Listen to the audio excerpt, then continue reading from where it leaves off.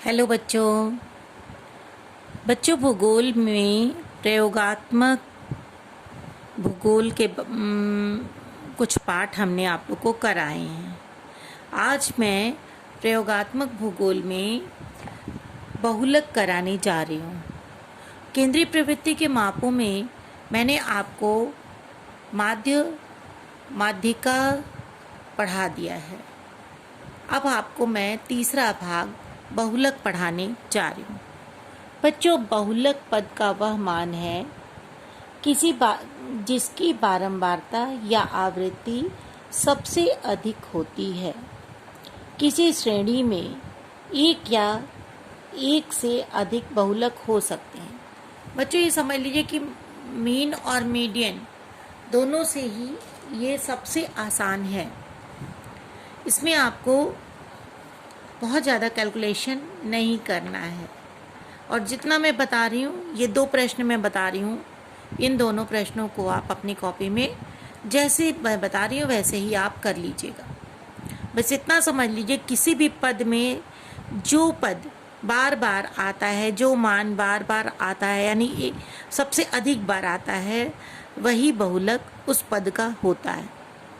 अब जैसे यहाँ उदाहरण दिया है कि निम्नलिखित 10 विद्यार्थियों के भूगोल की परीक्षा में प्राप्तांकों के लिए बहुलक की गणना कीजिए। अब प्राप्तांक क्या हैं? 61, 10, 88, 37, 61, 72, 55, 61, 46 और 22। इसको आपको घटते से बढ़ते क्रम में रखने हैं। तो सबसे छोटा आप देखिए 10 है, दूसरे नंबर पे 22 है, तीसरे नंबर पे 37 है, चौथे नंबर पे 46 है, पांचवें नंबर पे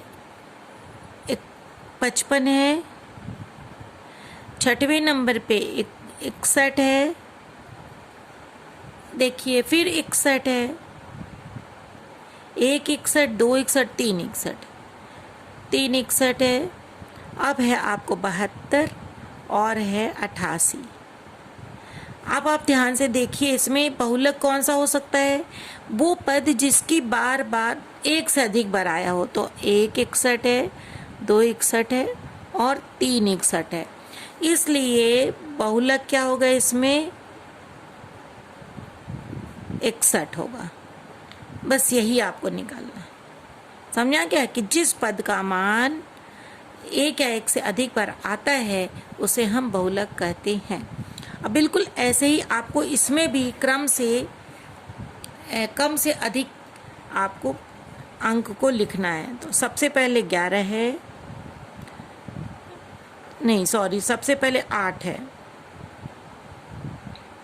उसके बाद 11 है, फिर 11 है, फिर 11 है, फिर 41 है, फिर 57 है, फिर 57 के बाद है 82, फिर 82 है, फिर 82 है, और उसके बाद है 95। ठीक है बच्चों? अब आप इसमें ध्यान से देखेंगे, 1 है, 11 है, 2 11, 3 बार 11 भी आया है और 3 बार 82 भी आया। तो इस वाले को हम कहेंगे द्विबहुलक।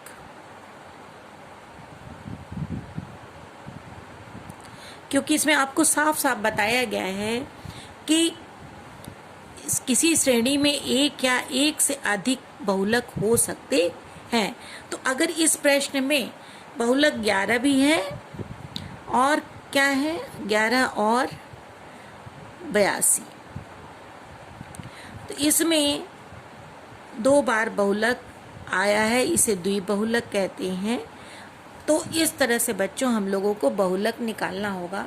इस सवाल को आप अपने प्रैक्टिकल की कॉपी में कर लीजिए बच्चों। Thank you.